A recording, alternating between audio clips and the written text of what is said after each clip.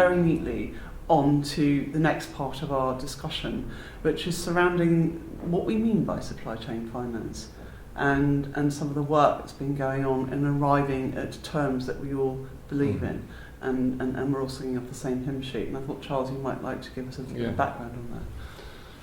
Well, for nearly 2 years now, an organisation was created called the Global Supply Chain Finance Forum, a bit of a mouthful, which brought together now 5 organisations that have an interest in this area, one of which is the International Chamber of Commerce, BAFT, the Euro Banking Association, Factors Chain International, and the International Factors Group. And last but not least, the International Trade and Forfeiting Association. So those have formed a consortium, and we've had a steering group of seniors and a drafting group of experts of one sort or another. Looking at it, by the way, not just from a banking standpoint, we need to recognise there is a non-banking aspect to this, and therefore we're talking about an entire generic range of definitions which cover supply chain finance. And we took the view in the drafting and that this is a big category, supply chain finance. It is not any one technique. I think this is important to have these definitions very clearly defined and articulated also to across the communities. And if you take one of the issues we have had, and we've debated that at length with CPAs and advisors to our corporates, is if you really want as a corporate to have some valuable working capital efficiency in your flows, you need to be sure that you have a true sale. You need to be sure that it actually sticks when you do your accounting and all that. And there we have, we always mix up these different things. We have different views when you look at different solutions. So it's very important, I believe, that this is clearly in the industry clearly articulated, as I understand you're doing. And it's clearly a reflection of how we've progressed in this space, that the industry is now moving forward to put some shape around it for future benefit. We saw the same with the BPO a little while ago, and we've seen the same with e-commerce, and so it can only be good for the industry. But I think it reflects the fact that so much progress has been made in supply chain that there is now a need to put a little bit more shape around it. Indeed. I mean, I remember the first meetings 18 months ago or so, and the fact that we've managed to get a consensus and bring together both geographically diverse organisations, all of the usual suspects, that the names you'd expect, including people around this table, organisations have been involved, and I hope that it'll stick. And our thing then is to, of course, advocate and educate. And there are various plans for that.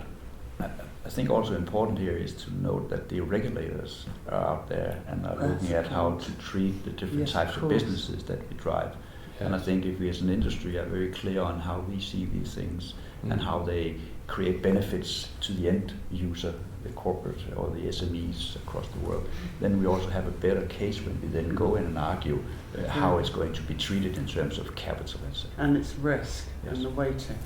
And that's the big one, isn't it? I mean, I'd say, looking at this from outside the banking industry, if you like, it always struck me as rather bizarre that supply chain finance had got this narrower connotation in some contexts. I always, if you like, flip the name the other way around, and what you're doing is you're trying to finance the supply chain.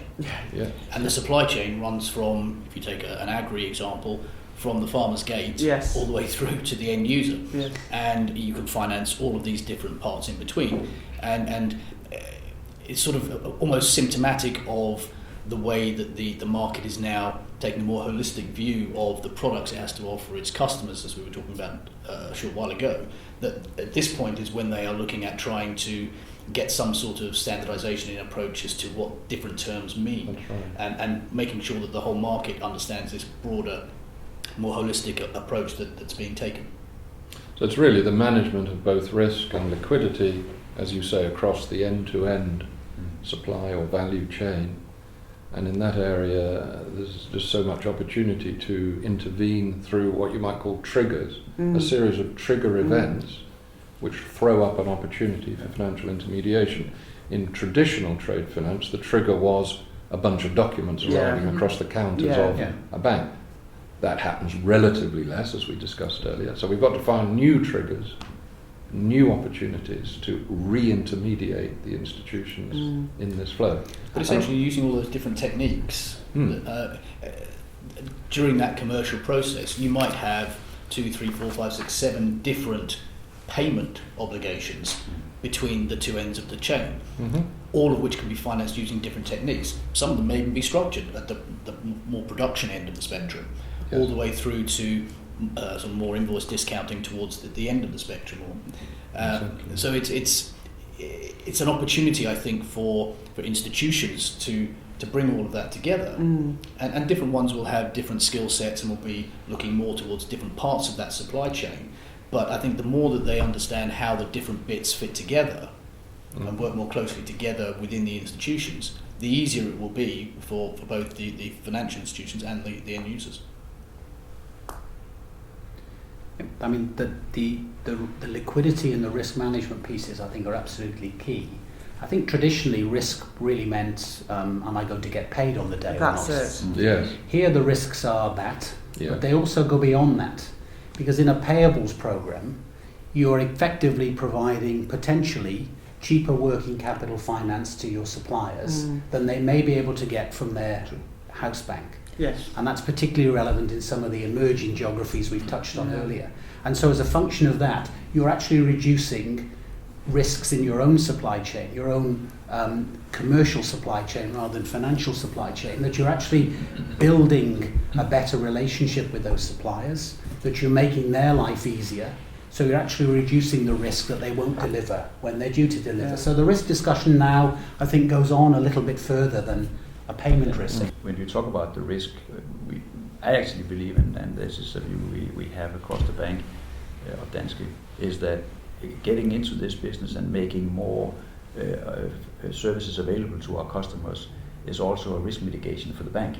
Because we move much closer into the actual supply chain, the actual core business of our customers, rather than participating in structured vehicles in financial markets, which might actually provide a good revenue stream for the bank, but is so much further away from our control and from our understanding of the actual business. So I think that there's many dimensions of risk mitigation. So securing the supply chain, making sure that those suppliers can continue to supply the big corporate client is all part of it. It isn't just supply chain finance for supply chain finance sake and another wonderful bank product. It's actually being embedded in the value chain of your client and making sure that they get what they need to be able to manufacture their stuff. And I like the comment that will actually reduce risk for the bank. Exactly. Because ultimately we're going to have to put cases forward to our regulators to show that this business is genuinely lower risk than some of the other areas of activities banks are involved in. Because today the capital management discussions in banks is right at the top of the list of priorities. Yeah. And you know that at the moment, I think for us at least, is where the traditional trade products are beginning to struggle. And so, you know, and you look at the traditional trade products and the work that the ICC did, advising the world that actually historically the loss record in this space was very slow, very low. I can see us having to do the same in this new area of activity, and hopefully we can get there so that, you know, regulators recognise that we're doing all the things you mentioned. Therefore, the risk profile is reduced and we can deliver those solutions more cost effectively going forward.